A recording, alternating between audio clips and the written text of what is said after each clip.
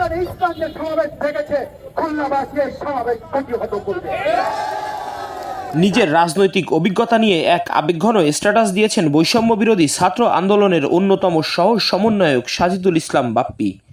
নিজের verified Facebook page থেকে করা এক পোস্টে দক্ষিণবঙ্গের প্রভাবশালী এই সমন্বয়ক লেখেন, বাপ্পি 5 দিন বা 35 দিন আন্দোলন সংগ্রাম করা কোনো চরিত্র না। এই শহরে দীর্ঘ 6 বছর ধরে আমি ফ্যাসিবাদ বিরোধী লড়াই সংগ্রামে সক্রিয়ভাবে অংশ নিয়েছি।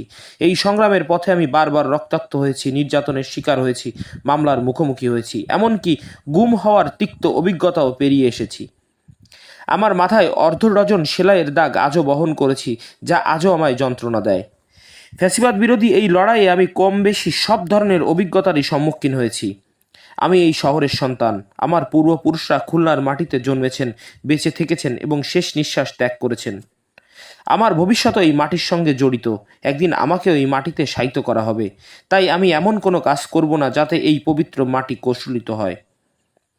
কারণ এই মাটি একদিন আমার শেষ আশ্রয়স্থল হবে। আমার উপর বিশ্বাস রাখুন, আস্থা রাখুন। আমি খুলনার জন্য কাজ করতে চাই, খুলনাবাসীর জন্য কাজ করতে চাই। এই সংগ্রাম, এই প্রতিশ্রুতি এবং এই মাটির প্রতি আমার ভালোবাসা কোনোদিনই কমবে না। আমি এই শহর, এই মাটি, এই মানুষের জন্য লড়াই চালিয়ে যাব, যতক্ষণ না পর্যন্ত ন্যায় ও সত্যের বিজয় হয়।